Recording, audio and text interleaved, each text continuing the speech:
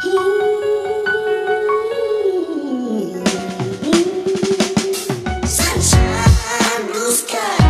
वालेकुम एवरीवन, आप सबका इस्तकबाल है हमारे आज के एपिसोड दिल खोल के बोल में, जहां पे हमारे आज के जो गेस्ट हैं वो हर महफिल में चार चांद लगा देते हैं। उनके बोलने के अंदाज सब में दोस्तियां करवा देते हैं। तो आइए उनसे मिलते हैं, मिस्टर विहान से, जो कि एक एंकर हैं, बहुत फेमस एंकर हैं। आइए उनसे मिलते हैं। दीदी कहते हैं कि जब दवा काम नहीं करती है, हर तरफ से उम्मीद खत्म हो जाती है, तो दुआएं काम करती हैं। तो दुआएं कैसे कमाएं दीदी? बोलो, सारे बोलो, मिलके बोलो। आज से शादी के बाद से शादी के बाद जब भी शॉपिंग करने जाऊंगी लेके जाऊंगा, तो फॉरेन ट्रिप पे लेके जाऊंगा। और अगर ये नहीं जाएगी तो इसकी सुंदर सहेलियों को ले जाऊंगा। लड़की वाले हैं, उसमें सारी लेडीज जिम जाती हैं, इसलिए ये जीतेंगी जरूर।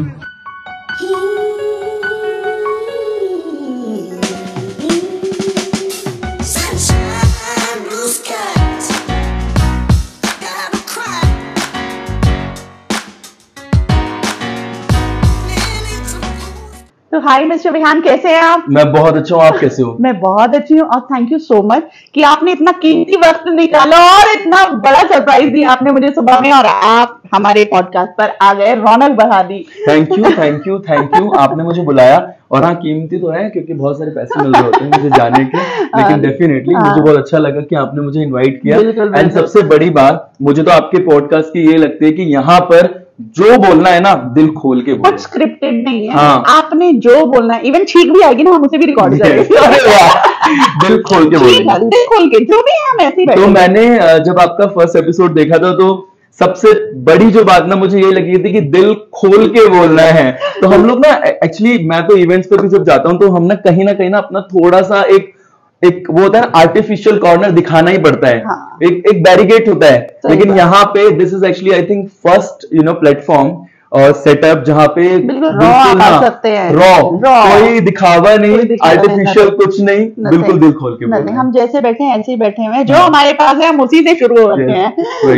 सो थैंक्स एंड बहुत अच्छा लगा। तो अभी हम बहुत सारी बातें करेंगे। बिल्कुल। तो पूछिए क्या क्या विहान, मैं ये जानना चाहती हूँ, माशाल्लाह इतनी अच्छी एनर्जी है जो आप हम हर सेलिब्रेशन में जाते हैं, जैसे मैंने आपको लिखा कोई भी कुछ भी है, मतलब ये पावर लेकर आते हैं, क्योंकि हर इंसान के साथ इतना स्ट्रेस होता है, सब कुछ होता है। चाहे आपको मतलब हम आ रहे हैं उस इवेंट में, रास्ते में कुछ ऐसी बात हो जाए, खुदा ना खास्ता, कि हमारा मूड खराब हो गया, कुछ हो गया, लड़ाई हो गई किसी से, हमें फिर भी वहां पे अपने पूरे 32 दांत दिखाने पड़ते हैं। वो वाली एनर्जी कहाँ से आती है? अच्छा देखो, वो एनर्जी एक तो अंदर तो होती है थोड़ी बहुत ऑफ कोर्स, लेकिन उसको स्पार्क लगाने वाले ना वो होते हैं हमारी ऑडियंस। तो जैसी ऑडियंस वैसी एंकर को फील भी आता है। हाँ। लेकिन फिर और दूसरी बात एक और आ जाती है, अब आप बोलोगे कि भाई कई जगह तो ऑडियंस बहुत इंट्रोवर्ट होती है ना। लोग बोल, और इसीलिए एंकर बुलाते हैं लोग कि हमारी जो जनता है, हमारे जो फैमिली मेंबर है वो बहुत शर्मीले हैं, इंट्रोवर्ट है, कोई कुछ नहीं बोलेगा, राइट। तो लोग तो जब वो फोटोग्राफर फोटो खींचने आता है ना, लोग छुप रहे होते हैं कहीं मेरी फोटो ना आ जाए, राइट। तो वो वाला सीन भी होता है, आपने भी देखा होगा बहुत। तो वहां पर क्या फैक्टर आता है? वहां ये फैक्टर आता है, भाई मुझे पैसे मिले हुए हैं इसलिए मुझे इनको बुलवाना है, ना चाहते हुए भी। उनकी मैं गाली बाद में सुन लूंगा, लेकिन पहले मुझे उनसे बुलवाना है। तो इट्स लाइक कि वो फैक्टर भी आ जाता है। लेकिन मोर एंड लेस जो रहता है ना, वो एक ऑफ कोर्स एनर्जी अंदर से होती है, जैसे कि आपने मुझे आप बोला अभी कि जो एनर्जी है ना वो एक अंदर बिल्डअप होती है, राइट। और वो एनर्जी जब उसे स्पार्क मिलता है ना थोड़ा सा, और फिर वो एक वॉल्केनो बन जाती है। और फिर उसके बाद हमारे जो फंक्शंस है सारे, तो मैं कल्चरल एक्टिविटीज में बहुत था, स्पीच वगैरह में तो नहीं, लेकिन ये था कि मेरे को ना स्टार्टिंग से ही एक परफेक्शन जो होता है ना वो चाहिए होता था चीजों में। तो लेट्स से कि जब हमारे स्कूल में कुछ एक्ट प्लान होते थे, तो उसमें फाइनल टच मैं दे रहा होता था। लाइक ठीक है, पूरा ड्रामा तैयार हो गया, अब हम लोग बैठ के देख रहे हैं कि क्या क्या होने वाला है, एंड फिर मैं कुछ उसमें ऐड कर रहा होता था। एंड वो जो मोमेंट होता था ना, वो एक हिट वाला मोमेंट होता था कि उसी से वो हिट हो जाता था। तो वो जो आदत थी ना, वो कहीं ना कहीं मुझे धीरे धीरे फिर मैंने सोचा कि क्यों ना मैं लोगों के जो सेलिब्रेशंस हैं उनको हिट बनाऊं। तो हम वेडिंग्स में, हम फंक्शंस में लाखों रुपए खर्च करते हैं, राइट, बहुत सारे पैसे, क्योंकि देखो सभी की मैरिज की अगर मैं बात करूं एक ड्रीम डे होता है, right, being a bride, being a groom, तो they have like this dream कि भाई उनको और पूरी लाइफ मैं सोचता हूँ जब से उन्होंने काम करना शुरू किया होता है पैसा जोड़ रहे होते हैं, थोड़ा थोड़ा थोड़ा थोड़ा, राइट। तो क्यों ना उस पैसे को जो वो खर्च करने वाले हैं, let's say take us very small budget की 20 लाख, तो वो 20 लाख में जो खर्च कर रहे हैं उनको सब कुछ करना है, केटरिंग, डेकोरेशन, वेन्यू, सब कुछ करना है, लेकिन उन सब में 4 चांद लगाने वाला एक इंसान चाहिए और वो होता है एंकर। तो वो बहुत इंपॉर्टेंट है। तो क्योंकि क्या होता है कि फंक्शंस में अप एंड डाउन भी होते हैं, राइट, कुछ चीज जैसे परफेक्ट नहीं हुई, कुछ चीज कमी हो गई, और आपको पता है बहुत सारी आंटियां आती हैं हमारी फंक्शन में, है ना, तो उनको फिर होती है आदत है जी, हाँ इसकी शादी में अच्छा नहीं था, अच्छा नहीं था, अरे फिर वो घर पे जाके भी बात करते हैं, पता है तुम्हें मंजू की शादी में ये नहीं था, तो दिस इज हाउ। तो वो सारी चीजों को फेड ऑफ करने वाला होता है एंकर। तो फिर लोग क्या याद कर रहे होते हैं, एंकर याद कर, अरे यार वो बहुत अच्छा था, ये एंटरटेनमेंट पार्ट बहुत अच्छा हुआ। तो वो जो एंटरटेनमेंट होता है ना, वो इन सब बातों को खत्म कर देता है। एग्जैक्टली, मतलब इतना पैसा खर्च किया इंसान ने और उनको सबको एक इन्वॉल्व कराना कि बात करो एक दूसरे से, मतलब जुड़ो थोड़ा सा, वो आपका बहुत इम्पोर्टेंट है। और इट्स लाइक कि मैं तो कहता हूँ कि सिर्फ वही नहीं कि एक ही इंसान पूरी सोसाइटी या पूरा वर्ल्ड उसको तैयार कर देता है कि ये एंकर है। मैं तो सोचता हूँ हर एक इंसान एंकर बन सकता है। इट्स जस्ट लाइक कि आपको कॉन्फिडेंस चाहिए, बोलने का कॉन्फिडेंस चाहिए। और देखो कोई भी बचपन से जन्म लेते एंकर नहीं बनता। मैं भी जब स्टार्टेड इन 2015 तो मैं भी पॉलिश कर रहा था अपनी एंकरिंग को, पॉलिश करते करते करते करते आज मैं यहाँ पहुंचा हूँ कि मेरे को लगता है कि हाँ आई हैव दैट वर्ड्स, कब क्या बोलना है, कितना बोलना है, किस तरह से बोलना है, तो वो सारी चीजें अब आई हैं। सही बात है। सही। हाँ, एक चीज बताइए, एंकरिंग जो है मतलब इसमें भी चैलेंजेस होते होंगे क्या? मतलब मुझे लगता है कि बड़ा इजी गोइंग मतलब प्रोफेशन होगा। नहीं, ऐसा तो नहीं है। चलो नेक्स्ट टाइम लेके चलूंगा। बहुत इजी होता है ना। तो देखो एंकरिंग ना, see by word it's like very simple. Anchoring very simple, बोलते रहना किसी भी टॉपिक पे, लोगों को एंगेज करना, it's an anchoring, right. But सबसे बड़ा फैक्टर आता है क्या बोलना है, कितना बोलना है, वो मेन फैक्टर होता है। सो एक प्रोफेशनल एंकर और एक न्यू बिगनर, जो कि नॉर्मल फंक्शंस में आपने देखे होंगे बहुत सारे एंकर्स होते हैं। अब ये आ रहे हैं, अब वो आ रहे हैं, अब ये हो गया, वो हो गया। और एक होता है जो उसको तरीके से बोलता है, पॉलिश करके बोलता है, थोड़ा सा ह्यूमर ऐड करके बोलता है, तो वो भी चीज है, राइट। तो चैलेंजेस की अगर मैं बात करूं तो बहुत चैलेंजेस आते हैं। तो ऐसे ऐसे इवेंट्स हुए हैं, जैसे लेट्स से हमने 1 महीने से तैयारी करी पूरी इवेंट की, ये होगा, मैंने इवन दो अपना दिन रात लगा के और उसका पूरा इवेंट फ्लो बनाया है, इवेंट चार्ट बनाया है कि इस समय ये करना है, इस समय ये करना है, पूरी प्रिपरेशन करी है। और जब हम वहां पे गए हैं कुछ भी टाइम से नहीं, हमने लिखा था 11 बजे हमें स्टार्ट कर देना फंक्शन, लेकिन टाइम किल होता है, वो हमारा फंक्शन 2 बजे शुरू हो रहा है, राइट, यानी कि 2-3 घंटे का गैप। उसके बाद जो एक्टिविटी हमने प्लान करी है, तो क्या होगा, वो डिले होती जाएगी, फिर वो एक्टिविटी नहीं होगी, और वो जल्दी करेंगे, जल्दी करो, तो मजा नहीं आता, क्योंकि आपको कितना टाइम चाहिए अच्छे से कराने के लिए। वो दूसरा तो बहुत फनी है, और so ये I don't wanted to like say कि भाई जो भी हमारे व्यूअर्स देखने वाले कि उनको पर्सनल लगे, तो बहुत सारे फंक्शंस में कुछ हमारे ऐसे पुराने ख्यालातों के हमारे चाचा लोग मिल जाते हैं। तो उनका क्या रहता है कि उनको एंटरटेनमेंट समझ नहीं आता।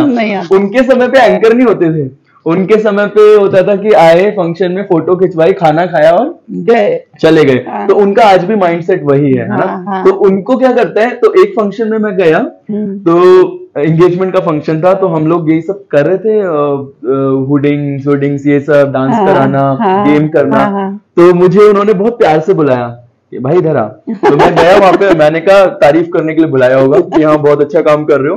तो फिर क्या हुआ, उन्होंने कहा हो गया तेरा ड्रामा, अब बंद कर तू ये ड्रामा। उन्होंने सीरियसली ये बोला। अब तो मैं क्या रिएक्शन करूं, कुछ नहीं कर सकते, बुरा भी लगेगा, लेकिन हम कुछ बोल भी नहीं सकते क्योंकि आप तो हायर्ड हो वहां पर। तो फिर वो भी, तो फिर मैंने, और सोचो फिर यहाँ पे कितना बड़ा चैलेंज है कि दिल पे पत्थर रख के क्या बोलना पड़ता है, नहीं चाचा जी, नहीं ताया जी, बस ड्रामा क्या? हाँ, हो गया बस हो गया, खत्म कर रहे हो, बस 5 मिनट और। तो ये चैलेंजेस होते हैं।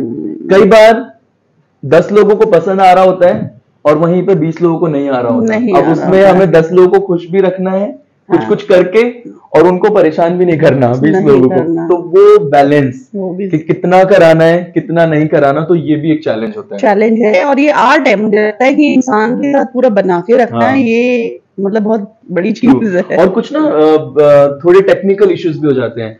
तो एक बार एक बार क्या, बहुत बार हुआ है, डीजे के पास लैपटॉप नहीं है, उसका लैपटॉप हैंग हो गया, चल ही नहीं रहा है, गाने नहीं चल रहे, तो हमें फोन से अपने सर्च करके चलाने पड़ रहे, क्योंकि क्लाइंट को तो क्या है, ये ऑल आर टीम, और मतलब कुछ भी खराब ना हो जाए, एक दूसरे पे डिपेंडेंट है। क्लाइंट यही सोचता है कि भाई एंकर फेस है, एंटरटेनमेंट का फेस एंकर होता है, तो एंकर ही डीजे संभालेगा, एंकर ही सॉन्ग संभालेगा। उसको नहीं मतलब कि डीजे उन्होंने बुक किया है, उसके पैसे अलग से दे रहे हो आप उसे। सही बात है, मुझे नहीं मिल रहे, मुझे नहीं मिल रहे। तो दिस इज हाउ। तो ये भी टेक्निकल चैलेंज भी, तो वहां पे भी उसको मैनेज करना कि बिना माइक के बहुत चिल्लाना पड़ता है, जिससे दिन गला भी खराब हो जाता है, होता होगा। हाँ, बिल्कुल होता होगा, सारी चीजें। तो वो भी देखा हमने कि ये टेक्निकल इश्यूज भी एक चैलेंज हो जाते हैं। तो इस तरह के चैलेंजेस बहुत आते हैं, बट फिर भी मैं तो सोचता हूँ कि जितने ज्यादा चैलेंजेस आएंगे ना, उतना ज्यादा पॉलिश होता है, रिफाइन होता है, एक्सपीरियंस होता है। करेक्ट, बहुत अच्छी सोच है माशाल्लाह। तो विहान, ये जो एंकरिंग है, मुझे लगता है ये बड़ी इंटरेस्टिंग प्रोफेशन है। तो तुम्हें तो बहुत मजा आता होगा। देखो, फ्री की दावत, ठीक है, आराम से मन चाह बूफे हमेशा मिल रहा है, सुंदर कन्याएं देखने को मिल रही है, पूरा फैशन मिल रहा है, सेलिब्रेशन मिल रहा है। तो मतलब ये जो जज्बा है, आपको क्या लगता है कि इस फील्ड में आने के लिए मतलब कोई मतलब पर्टिकुलर कोई कोर्स करना पड़ता है, या आप जो कर रहे हैं आप मतलब किस तरह से इसको, जैसे हमारी ऑडियंस में से काफी लोग होंगे जो एंकरिंग वाला लाइन परस्यू करना चाहते होंगे, तो उनको कुछ अगर गाइड करना चाहे आप तो बताइएगा। बिल्कुल, इंटरेस्टिंग तो है। तो मैं बहुत शरीफ लड़का हूँ, सुंदर कन्या नहीं देखता, इसे इग्नोर कर देना अगर ये नहीं काटते हैं तो। अच्छा, सो इंटरेस्टिंग है ऑफ कोर्स, एंड बहुत सारे लोगों से मिलने को मिलता है, राइट, एंड बहुत सारी चीजें सीखने को भी मिलती हैं, एंड बहुत सारे ना इमोशंस देखने को मिलते हैं। बहुत ज्यादा इमोशनल भी हो जाते हैं कई बार लोग इवेंट्स पे, बहुत ज्यादा एनर्जेटिक, तो वो सारी इमोशंस मिक्स मिलती है हमें ना। कुछ लोग बहुत कॉमेडी होते हैं, तो बहुत मजा आता है ऑफ कोर्स। तो सीखने की अगर मैं बात करूं तो देखो, कोई भी चीज मैंने देखा कि जो टैलेंट से रिलेटेड होती है ना, ये इनके ना कोर्सेज आप कितने ही कर लो जो टैलेंट से रिलेटेड है, राइट, लेकिन वो ना पॉलिशिंग जो आती है ना, वो आपकी खुद से आती है। वो आपको ना पढ़ाई की मेरे को लगता है जरूरत नहीं है। आप थ्योरी तो सीख लोगे फॉर श्योर कि आपको बोलना कैसे है, आप थ्योरी सीख लोगे, राइट, कि आपको ये वर्ड बोलना, वोकैबुलरीज याद कर सकते हो, लेकिन उसको प्रोनाउंसिएशन या फिर लेट्स से उसको बोलना कैसे है, वो सर्व कैसे करनी है, वो आपकी खुद की एक कला होगी। तो जो कला होती है ना, वो खुद निखरती है। जैसे आप गिटार बजाना शुरू करो, अब आपने क्या है, कोड सीख लिए, ये वाली कोड है, ये वाली कोड है, लेकिन आप जितना उसको प्रैक्टिस करोगे ना, आप देखना उसमें से कितने अच्छे अच्छे म्यूजिक निकल के। सही बात। कई बार आप खुद नए नए म्यूजिक इन्वेंट कर दोगे। वही सात तार है,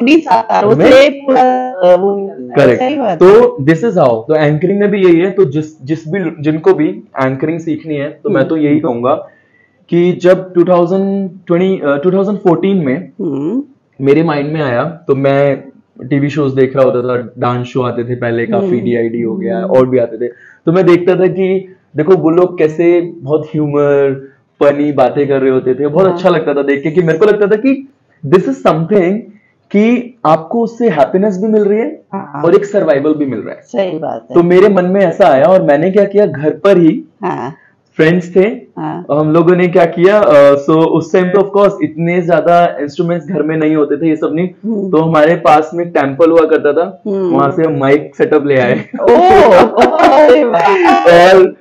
और मैंने शुरू कर दिया। तो हम लोग क्या करते थे, स्पेशली एक पूरा सेटअप लगाते थे रूम में, एंड रूम में मैं बनता था एंकर, एक दो मेरे ब्रदर सिस्टर और फ्रेंड्स जज बन जाते थे, और कुछ परफॉर्मर्स बन जाते थे। तो हम पूरा एक सेटअप लगाते थे टैलेंट शो का। तो वहां पे डांस, एक्टिंग, ये सब हो रहा होता था, और हम लोग बकायदा उसको शूट करते थे। तो वहां से ना मैंने देखा कि उसमें मेरे अंदर वो टैलेंट तो है, और वो अच्छा भी लग रहा है लोगों को, थोड़े बहुत जोक्स मार लिए, ये सब कर लिया, लेकिन उसको निखारने की जरूरत है। फिर मैंने क्या किया, उसको जो मेरा पर्सनल था ना, उसको प्रोफेशन की तरफ थोड़ा सा ढालना शुरू किया। फिर मैंने एक शो किया, उससे मैंने चीजें सीखी, दूसरा किया और चीजें सीखी। तो मैं यही कहना चाहूंगा कि जो भी एंकर बनना चाहता है तो वो इनिशियल लेवल पे ना अपने फ्रेंड्स, फैमिली, इनसे शुरू करे और देखे कि किस में काम करने की जरूरत है। तो मुझे लगता था कि पहले ना जो ह्यूमर है ना वो उसकी कमी थी। और वो कैसे थी, तो पहले ना मेरे को लगता था कि सबसे बड़ी जो चीज है ना ह्यूमर की, कि आपको ना हमेशा हंसते रहना है। तो वो ना आपकी वर्डिंग में आए ना नहीं भी आए ना, लेकिन डेफिनेटली आपके फेस से तो इंसान हंस ही जाएगा। तो वो चीज मैंने अपने अंदर डेवलप करी। और फिर उसके बाद धीरे धीरे मैंने फिर कुछ ह्यूमर वोकैबुलरी सीखी। तो it's like process of learning. और फिर अपने ऊपर मैं काम करता गया इस तरह से। और फिर बड़े शो मिलते गए। मैंने एक साधना टीवी के लिए शो किया था, नचले विद फ्यूचर डांस सीजन 4। मैंने E24 के साथ काम किया। तो धीरे धीरे ऐसे ऐसे मुझे टाइम्स ऑफ इंडिया के लिए फैशन शो मैंने किया, मिस दीवा ऑफ इंडिया किया। तो इस तरह से ये शोज मिलते गए, कॉन्फिडेंस बढ़ता गया। और देखो शुरू कहाँ से किया था, एक पर्सनल लेवल पे, अपनी फैमिली, अपने भाइयों के साथ स्टार्ट किया। करेक्ट। तो अगर मैं भी ये सोचता कि नहीं, मेरे को जब तक मैं डिग्री नहीं ले लूंगा एंकर की, एज अ जर्नलिज्म नहीं कर लूंगा, तो मैंने जर्नलिज्म नहीं किया। राइट, एंकर्स को जर्नलिज्म, अगर आप किसी कॉर्पोरेट उसमें जाओगे ना तो वो आपसे जर्नलिज्म की डिग्री मांगेंगे, राइट। लेकिन मैंने कुछ नहीं किया। तो इट्स लाइक कि मैंने उस लेवल से शुरू करके अपने आप को पॉलिश किया। जैसे इतने बड़े बड़े हैं ये लोग, तो सेलिब्रिटीज हैं, लाइक मनीष करके है, मनीष पॉल, हाँ मनीष पॉल है, या ये लोग हैं जो बड़े अवार्ड फंक्शंस वगैरह में होस्ट करते हैं। दे डोंट बिलोंग टू मतलब जर्नलिज्म बैकग्राउंड। मुझे भी यही लगता है, क्योंकि देखो आई थिंक जो एक होता है ना एक सेलिब्रिटी फैमिली, राइट, तो उनके अंदर ऑब्वियसली टैलेंट आ ही जाता है, वो ऑटोमेटिकली एनवायरमेंट ऐसा होता है। तो मैं सोचता हूँ कि जहां पर कहीं पे अगर मेरे पास, और इवन तो आप वैसे भी देखोगे कॉर्पोरेट में, अगर किसी के पास डिग्री नहीं है लेट्स से, लेकिन वो बहुत अच्छा काम कर सकता है, तो कंपनीज उसको अपॉर्चुनिटीज देती है। क्योंकि मैं सोचता हूँ कि डिग्री से ज्यादा आपका एक्सपीरियंस मैटर करता है। तो उनके साथ यही है। तो एक तो मतलब वो एक कला, वो आर्ट अपने आप भरी हुई है। और जब वो जाती है ना कैमरा पे लोगों के सामने, तो डेफिनेटली लोगों को पसंद आते हैं। इसीलिए आज वो लोग बहुत फेमस हैं और बहुत ज्यादा लोग उनको लाइक करते हैं। अच्छा, सवाल है, हो सकता है थोड़ा मतलब वो लगे कि नहीं है, मतलब जैसे हमारे इंडिया में वेडिंग सीजन होता है, आप शुरू हो, ठीक है, और मतलब समर वेकेशन के दौरान तो कुछ भी नहीं हो रहा होता है, तो आपकी सोर्स ऑफ इनकम पर भी कि जब ज्यादा फंक्शंस होंगे तब ज्यादा कमाई होगी। Very good question. तो ये ऑफ कोर्स, तो मैंने एक्चुअली हुआ क्या, तो ऐसा होता है हमसे जब सीजन हमारा आता है तो क्लाइंट बहुत हमारा सीजन होता है, तो क्लाइंट बहुत बार्गेनिंग कर रहे होते हैं। तो मैं उनसे यही बोलता हूँ, भाई 6 महीने में फ्री बैठा था, 6 महीने जो मैं ये इनकम बचा रहा हूँ ना, जो सेविंग कर रहा हूँ, मुझे इसी से अपना घर चलाना है। तो मैं ये बोल रहा होता हूँ, तो वहाँ पे बार्गेनिंग थोड़ी सी कम हो जाती है। अदरवाइज बार्गेनिंग यहाँ पे भी होती होगी। इंडियंस की मेंटालिटी और अच्छी बात है, तो मैं भी करता हूँ, आप भी करते होंगे।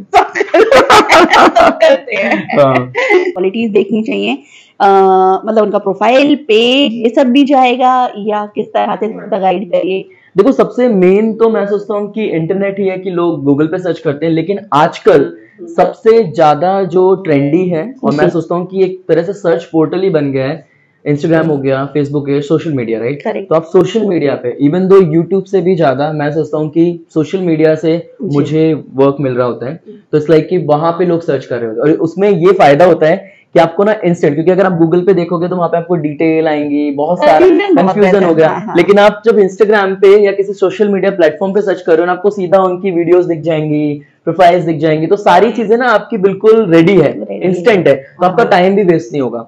और दूसरा देखो, सर्च करने के साथ साथ ना बहुत सारी चीजें देखना भी चाहोगे। ऐसा तो नहीं है आपने क्या किया, नंबर देखा, गूगल पे कॉल कर लिया और आपने बात कर ली और आप उसका एक्ट नहीं देखोगे। बात करने में डेफिनेटली हम बहुत अच्छे हो सकते हैं, लेकिन हो सकता है हमारी प्रेजेंटिंग स्किल्स कैसी है वो डिपेंड करता है, राइट? तो उसकी प्रॉपर वीडियोस देखना, ये भी हमारा, मैं सोचता हूँ जो भी एंकर बुक करे तो वो वीडियोस जरूर देखे, काम देखे कि काम कैसा है, तरीका प्रेजेंटेशन का कैसा है, एंगेजमेंट कैसा है लोगों के साथ, वो सारी चीजें देखना भी बहुत इंपॉर्टेंट है। पोर्टफोलियो ही बन जाता है, उसको देखकर ही लोग आते हैं। करेक्ट। तो मैं सोचता हूँ कि सोशल मीडिया आजकल सबसे अच्छा सर्च वे है एंकर्स को सर्च करने का। अच्छा विहान, आप यहाँ पे मुझे ये भी बताइए कि जब हम मार्केट सर्च करते हैं तो यहाँ पे काफ़ी लोग बार्गेनिंग भी कराते होंगे, तो ये लोग कैसे कराते हैं, क्या इनका तरीका होता है? मतलब क्या ऐसा भी होता है यहाँ पे भी बार्गेनिंग वगैरह का सिस्टम होता है, या मतलब कैसे कराते हैं? मुझे पता नहीं है, बताइए ज़रा। हाँ, बहुत मेरे दिल की बात कर दी बार्गेनिंग वाली, तो ये डेफिनेटली मैं बहुत फेस करता हूँ। तो पता है जब मैंने एंकरिंग शुरू करी थी तो मेरे माइंड में ना, I mean it's just like कि मैंने एंकरिंग को जब अपना पूरा 100% प्रोफेशन बनाया था, तो मेरे मन में ना एक बात आई थी, चलो मैं बार्गेनिंग से बच गया। मतलब हर जगह बार्गेनिंग होती है लेकिन इसमें नहीं होगी, कोई स्कोप ही नहीं है। लेकिन फिर जब मेरी क्लाइंट से डील्स होती थी तो वहां पे भी ना बार्गेन, अभी रिसेंटली मैं बताता हूँ, तो अभी मेरी कुछ क्लाइंट से बात हुई तो पता है उन्होंने अपफ्रंटली बोला कि विहान ठीक है आपने इतना बजट बताया है, लेकिन यू नो इंडियंस मेंटालिटी थोड़ा तो कम करना ही पड़ेगा, थोड़ा 500 रुपए कम कर दो, लेकिन कर दो। तो वो यहाँ पर भी होता है। तो बजट का ऐसा रहता है कि देखो बजट जो है ना एक फिक्स रहता है हमारा सर्विस कॉस्ट का, ये सर्विस है, उसके अलावा कुछ एड ऑन्स होते हैं, लेट्स से प्लानिंग ऑफ थिंग्स, कुछ क्रिएटिव कस्टमाइजेशन होता है एज पर द फंक्शंस, वो सारे हैं। लेकिन मैं जो बिलीव करता हूँ पर्सनली, मैं अपने लिए बोलूंगा और सभी जितने भी आर्टिस्ट हैं उनका सबका अपना अपना एक हिसाब है, लेकिन मैं ये सोचता हूँ कि मेरे लिए अर्निंग्स मनी से ज्यादा ब्लेसिंग्स कमाना बहुत इंपॉर्टेंट है। बहुत अच्छी बात है। अगर ऐसी अप्रोच है तो फिर मतलब दुआएं कितनी मिलती हैं आगे देखिए। तो मैं यही चाहता, एक चीज मुझे बताइए विहान, कोई भी इवेंट स्टार्ट होने से पहले आप उस फैमिली से पहले मिलते हैं? वो लोग क्या आपके साथ पूरा स्क्रिप्टिंग करते हैं कि ऐसे ऐसे होना चाहिए, क्या इस तरह से जाता है event plan? So as a organizer जब कोई भी इवेंट प्लान कर रहा होता है तो लेट्स से कि किसी क्लाइंट की यू नो कुछ फैमिलीज में once in a blue moon वाला सीन होता है, या फिर कुछ फैमिलीज के रेगुलर इवेंट्स रहते हैं, किसी फैमिली के पास फर्स्ट टाइम ही होता है इवेंट्स। तो हर एक का ना अपना एक नजरिया होता है कि एंकर यानी कि स्क्रिप्ट देनी पड़ेगी, दूसरे ये सोचते हैं कि नहीं ठीक है वो खुद मैनेज कर लेगा, कुछ क्लाइंट ऐसे कहते हैं कि नहीं हम अपने कुछ इनपुट्स दे देते हैं और वो अपनी स्क्रिप्ट में ट्रांसलेट कर लेगा। तो और इस तरह है ना, सो एंकर के लिए मेरे लिए वहां पे बहुत बड़ी एक चैलेंज हो जाता है कि जहां पे ना क्लाइंट चाहता है कि मैं स्क्रिप्टेड करूं, तो इट्स लाइक कि मैं ना वहां पे बंध जाता हूँ, वो नेचुरल भी नहीं लगता, नहीं लगता। तो मैं तो यही कहूंगा कि जब भी अगर फंक्शन कर रहे हैं तो अगर आपने देखो एंकर चूज किया है, आपने बहुत सारी क्वालिटीज देखी होंगी, वर्क देखा होगा, तो एंकर पे छोड़ दीजिए और उसके बाद अपना जो आपको कराना है ना, अपने आइडियाज फॉर श्योर दे दीजिए, अपनी डिमांड दे दीजिए कि हमें ये एक्ट कराने हैं, हमें ये मूवमेंट चाहिए, बाकी उस पर छोड़ दीजिए, वो बहुत अच्छे से पॉलिश करके देगा। लेकिन जहां पे थोड़ी सी स्क्रिप्टिंग आ जाती है ना तो वो एंकर बंद जाता है। मैंने विहान आपका ये देखा था, जो हमने इवेंट अटेंड किया था, जो सबसे पीछे वाली रो वाली कॉर्नर में कोई मैम बैठी है ना, आपने उन तक को जाके अप्रोच किया था। मतलब वरना कई बार ऐसा होता है कि यार हम दिखे तो हम फ्रंट रो में बैठ जाते हैं, लेकिन आपने उनको भी अहमियत दी, ये बहुत अच्छी चीज मुझे पर्सनली लगी थी। तो मतलब I really like this thing. तो इस पे मैं एक चीज बोलना चाहूंगा कि मेरी जो स्पेशलिटी है, तो मैं हर एक फंक्शन को ना थोड़ा पर्सनल टच देता हूँ। तो इट्स लाइक कि ये मेरे क्लाइंट की वेडिंग नहीं है, मेरे क्लाइंट का सेलिब्रेशन नहीं है, ये मेरा भी सेलिब्रेशन है। एंड सी, आप लेट्स से आप ही एक फंक्शन ऑर्गेनाइज कर रहे हो, आपने लेट्स से अपना एक बर्थडे सेलिब्रेशन किया, तो आप किनको बुलाते हो? हम अपने फ्रेंड्स, फैमिलीज, जो भी क्लोज वन रहते हैं उनको बुलाते हैं। आप हर सबको तो नहीं बुलाते, राइट? नहीं, बहुत क्लोज वंस को। तो वहां पे आप एंकर भी कैसा, आपको जब कोई कनेक्शन फील होगा उसी को हायर करोगे ना। Exactly. तो इट्स लाइक कि आप अपनी खुशियों का एक पार्ट बना रहे हो एक इंसान को, तो जब तक वो पर्सनल टच नहीं डाले ना तो वो मजा नहीं आएगा। नहीं आता। तो मैं वही करता हूँ, मैं सोचता हूँ कि ये सेलिब्रेशन मेरा भी है, ये मेरी फैमिली है, मेरे को इसमें जितना अच्छा कर सकता हूँ। तो मैंने ये देखा कि जब से मैंने ये चीज फीलिंग डालना शुरू करी ना, तो वो अपने आप ही 4 चांद लग जाते हैं और इतना अच्छा रिलेशन बन जाता है ना, पता ही नहीं चलता। वेरी नाइस माशा, मतलब सिंपल सी बात है, वो जो कहते हैं ना प्यार दोगे प्यार बढ़ेगा, प्यार वापस मिलेगा, ये सारी चीजें हैं, इज्जत मिलती है, ब्लेसिंग्स मिलती हैं, दुआएं मिलती हैं, लेनी पड़ती है, तो उसके लिए आपको पहल करनी पड़ती है, देना पड़ेगा। तो ये चीज you have to be giver, then आपको मिलेगा। अगर आप ये सोचो कि नहीं मेरे को मिलता रहे तो वो नहीं मिलेगा, नहीं ऐसा, हर किसी को कुछ करके दिखाना पड़ेगा। तो इट्स लाइक कि आपको ऑफ कोर्स क्लाइंट आपको जितना आप बजट बोलोगे वो पैसा दे सकते हैं, अरेंजमेंट्स दे सकते हैं, लेकिन फिर आपको देना पड़ेगा। सही बात, आपको फुल ऑन एंटरटेनमेंट देना है, वाइब्स क्रिएट करानी है, घड़ी के साथ चलने वाला इंसान नहीं बनना है, नहीं बनना, करेक्ट। आगे पीछे इंसान का वक्त हो गया, कोई बात नहीं, देर सवेर हो जाती है शादियों के, मतलब रुखसती जिसे हमारे यहाँ कहते हैं, रुखसती है, विदाई है, उसमें थोड़ा सा वक्त लग रहा है, या बारात आने में टाइम लग गया है, तो कोई बात नहीं, हम वेट करेंगे, पेशेंटली वेट करेंगे। ये नहीं है कि हमारा भाई टाइम ओवर हम जा रहे हैं टाटा बाय बाय, ऐसा नहीं है।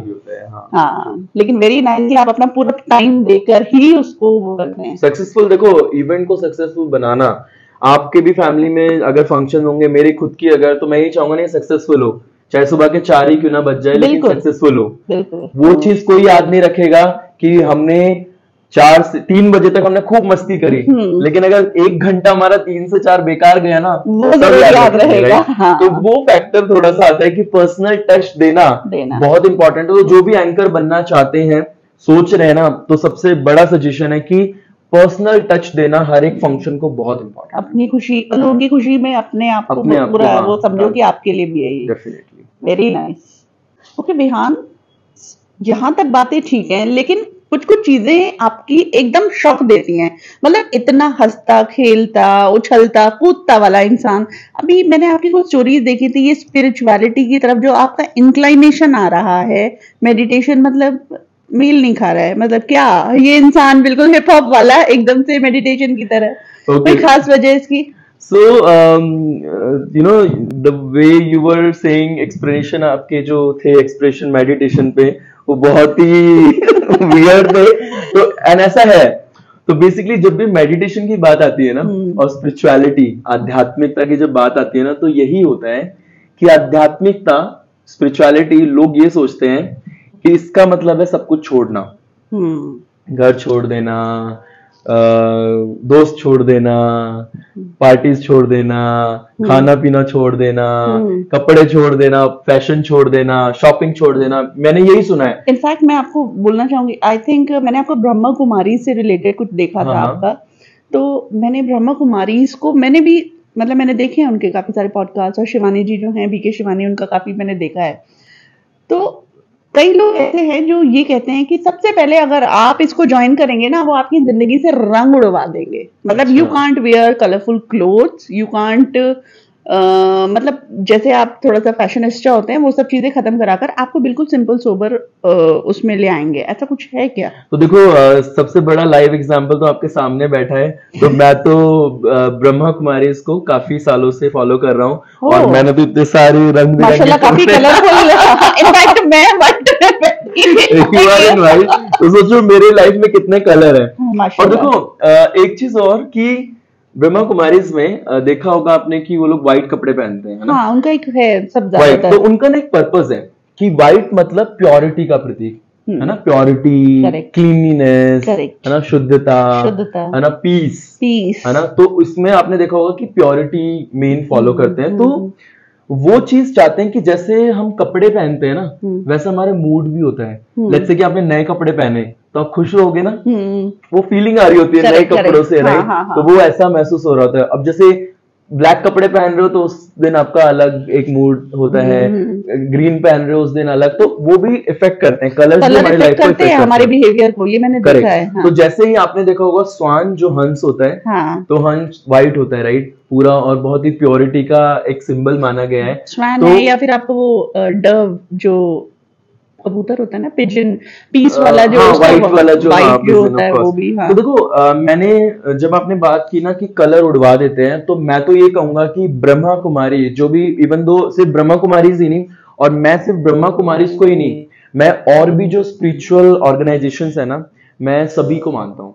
तो इट्स लाइक कि मैंने प्रेमानंद महाराज जी को बहुत सुनता हूँ और उसके अलावा और भी लोगों को सुनता हूँ। तो मैंने एक चीज देखी कि जो स्पिरिचुअलिटी है ना, वो कलर उड़ाती नहीं है, आपके जीवन में कलर भरती है। वो रियल कलर तो ये वाले नहीं है, रियल कलर है जो अंदर हमारे क्वालिटीज। और पता है मेडिटेशन करने के बाद ना आपकी क्वालिटी ना निखरने लगती है। लेट्स से कि अगर आप बोलने में अच्छे हो ना, आप देखो ये गारंटी है, मैंने तो देखा है कि आपके 2-3 महीने में अगर आप रेगुलर मेडिटेशन कर रहे हो ना, जो भी क्वालिटी है और अगर आपने उस क्वालिटी के ऊपर मेडिटेशन किया है ना, आपकी वो निखर के आज अगर आपकी 50% पे है ना, वो 80% पे पहुंच जाएगी। रिहान, मैंने ये भी देखा है, जैसे मैं शिवानी जी का ही मैं एग्जाम्पल लेती हूँ, इनके फेस पे माशाल्लाह कितना तेज है।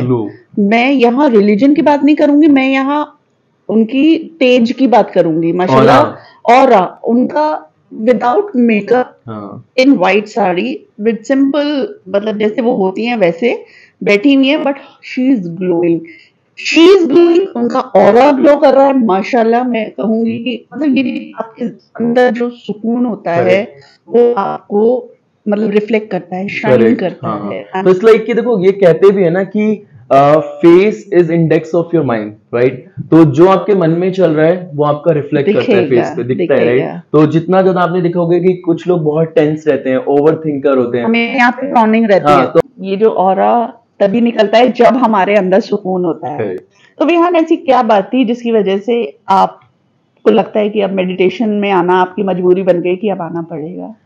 तो वेल, इसको मजबूरी तो नहीं कहेंगे, इवन दो मेरे पास और भी ऑप्शंस थे। तो मैं बहुत ज्यादा पार्टी हॉलिक था, पार्टी एनिमल कह सकते हो। तो मैं वीक में 2-3 पार्टीज करता था। जैसे हाउस पार्टी हो गई एंड देन उसके बाद क्लबिंग करना। नहीं होता है, आप जैसे एज वाले बच्चे, मतलब बच्चे कह लो या लड़के कह लो, वो लोग अरे ये ना थोड़ा सा आजकल फैशन में भी आ गया है। तो इट्स लाइक कि जो लोग नहीं करते ना, तो वो कहीं ना कहीं थोड़ा सा लोग मानने लगते हैं, लोग शो ऑफ और देखा देखी वाला काम हो गया। तो वो जाता है, तो वो कहीं ना कहीं मैं सोचता हूँ इन्फ्लुएंस करता है बहुत सारे लोगों को, और बहुत सारे लोगों को नहीं भी करता होगा। लेकिन मेरे साथ यही था कि मैं ये सब चीजों में बहुत था। एंड तो एकदम से मैंने एक शिवानी दीदी की एक वीडियो देखी थी। तो उन्होंने ना एक ही चीज, तो सबसे अच्छी बात मुझे ना स्पिरिचुअलिटी की ये लगती है कि किसी पे ना फोर्स नहीं है किसी चीज का। आपके देखो, कहते हैं ना कि आप करोगे तो आप पाओगे, राइट? तो यहाँ पे वही बात है, आप अगर स्पिरिचुअलिटी करोगे तो आपको बेनिफिट। और अभी मैं आपको बताऊंगा कि मुझे क्या क्या फायदे हुए हैं। तो लेट्स से कि उन्होंने बोला था कि आप शुरू में सिर्फ 5 मिनट से शुरू करो, और देखो 24 घंटे में 5 मिनट जरूर मिलते हैं। जो कहते हैं ना कि नहीं मिलते, वो मुझसे आके मिले एक बार, कि 5 मिनट तो ऐसा हो ही नहीं सकता, नहीं आपको हो सकता, 5 मिनट मिलते हैं। तो मैंने ये किया कि ठीक है, काम करते हैं, 5 मिनट शुरू करते हैं। सब कुछ चल रहा था, पार्टी वार्टी भी करता था।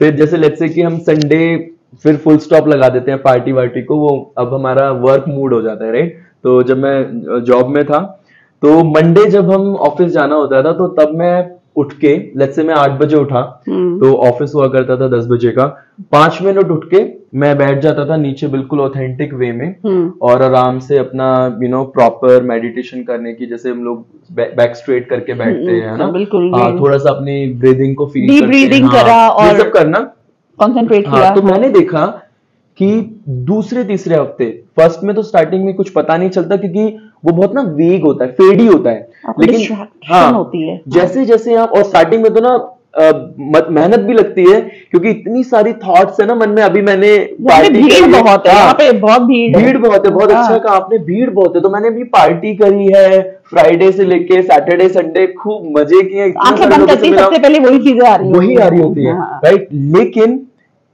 जो प्रैक्टिस है ना वो धीरे, लेकिन मैंने हार नहीं मानी, मैं बैठा रहा। मेरे को लगा 5 मिनट मुझे मैं करके, जब तक मुझे, जैसे हम लोग बुद्ध जी की बात करते हैं, तो उनको यही था कि जब अंतिम समय, जब उनको एनलाइटमेंट से पहले ऐसा हुआ था कि उन्होंने ये कहा था कि जब तक मुझे नहीं पता चलेगा ना, एनलाइटमेंट नहीं मिलेगा, सत्य नहीं मिलेगा, मैं उठूंगा नहीं। और उनको जिस रात वो बैठे थे ना, उनको उसी रात एनलाइटमेंट मिल गया।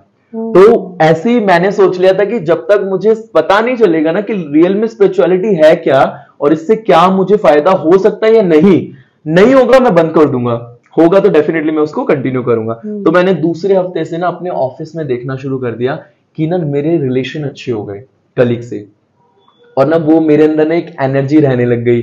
वो हैप्पीनेस रहने लग गई, और लोगों को ना मेरे साथ बैठ के अच्छा लगने लग गया। तो वो ऑरा जो हम अभी बात कर रहे थे, तो वो ना ऑरा बनने लग गया।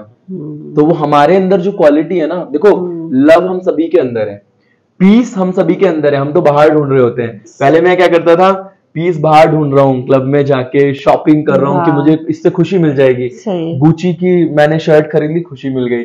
मैंने H&M से पैंट खरीद ली, खुशी मिल गई। मैंने एडिडास के शू खरीद लिए, खुशी मिल गई। लेकिन वो टेम्परेरी है। और वो क्या किया मैंने ना, उससे अटैचमेंट भी होता है। अब मान लो मेरे शू गंदे हो गए तो मुझे अटैचमेंट है, मेरे को बुरा लगने लग जाता है, राइट। मेरी कोई चीज चोरी हो गई तो मुझे जो खुशी मैं बाहर ढूंढ रहा होता था ना चीजों में, लेकिन जब से मैंने मेडिटेशन शुरू किया तो वो मुझे कहीं ना अपने अंदर मिलने लगी, तो वो सुकून खुद आने लग गया। तो अब पता है पहले मेरा जो एक्सपेंस होता था ना महीने का, वो उससे आधा हो गया है।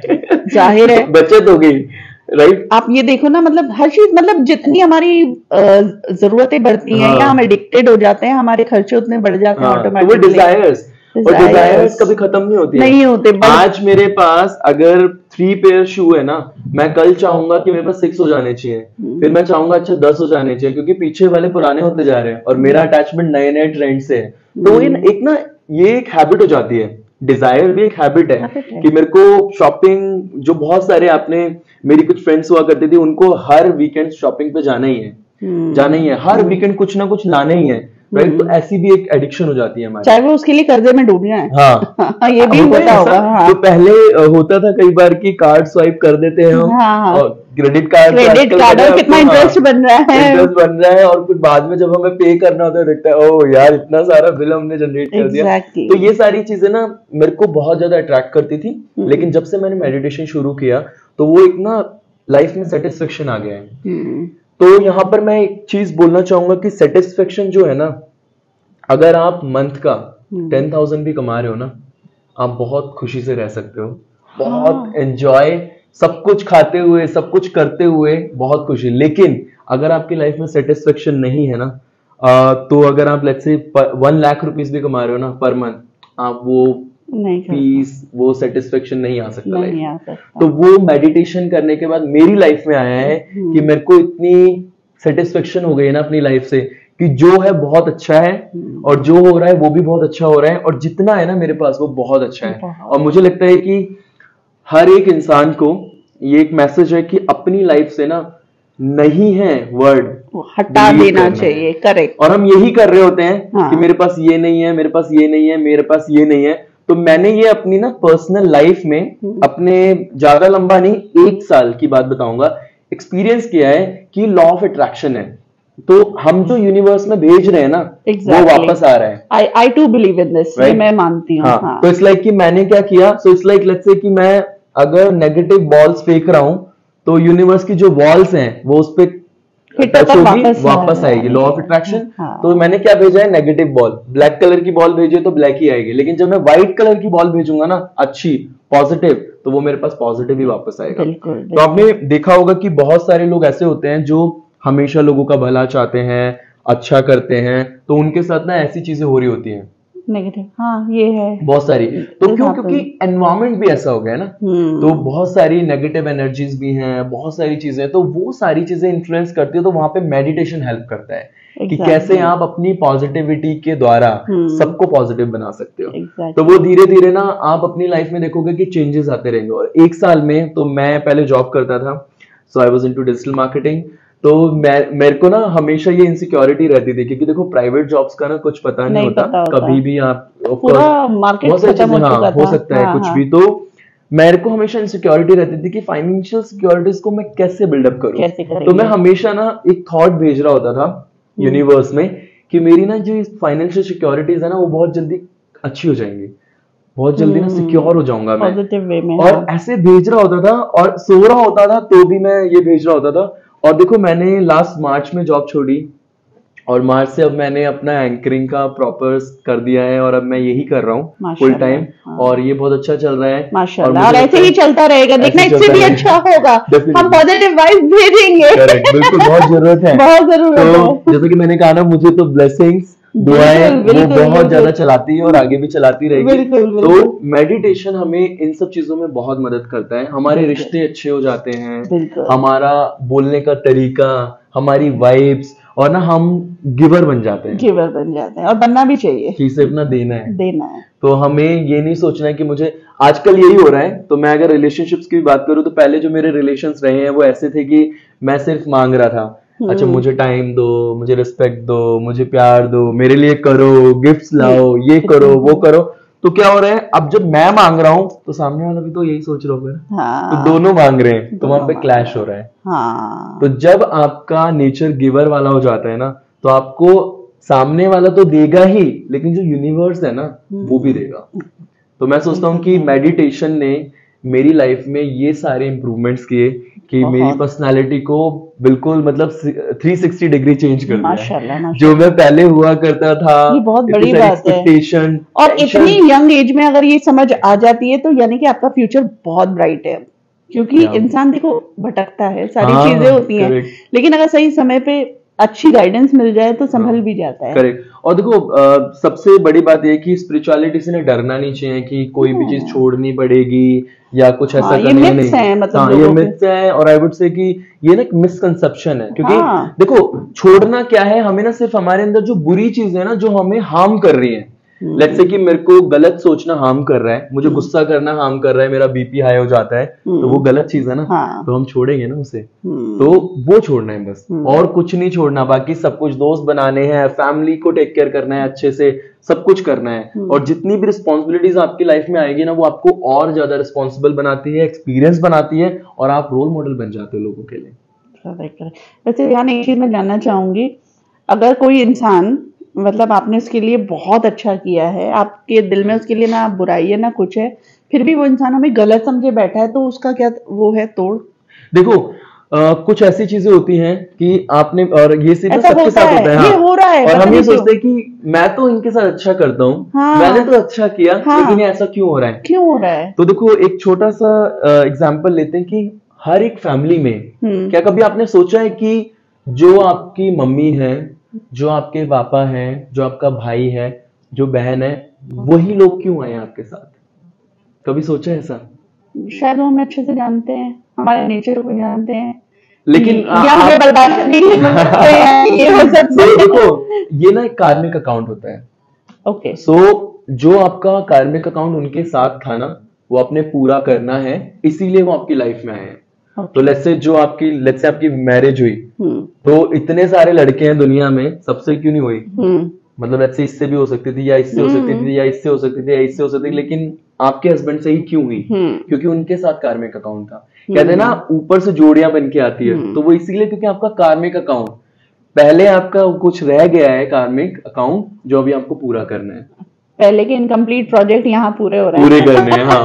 तो दिस इज हाउ। तो अभी जो आपके साथ लेट्स से कोई बुरा हो भी रहा है ना, कोई अगर कुछ ऐसा कर भी रहा है ना, तो यही सोचना है कि मेरा कार्मिक, मतलब मिसअंडरस्टैंड बहुत करते हैं, जबकि हम ऐसे नहीं होते, लेकिन किसी को एक्सप्लेन कितना करें, हम नहीं करने की जरूरत। तो मैं तो ये सोचता हूँ, मैंने कहीं सुना था कि प्रत्यक्ष को प्रमाण की जरूरत नहीं होती।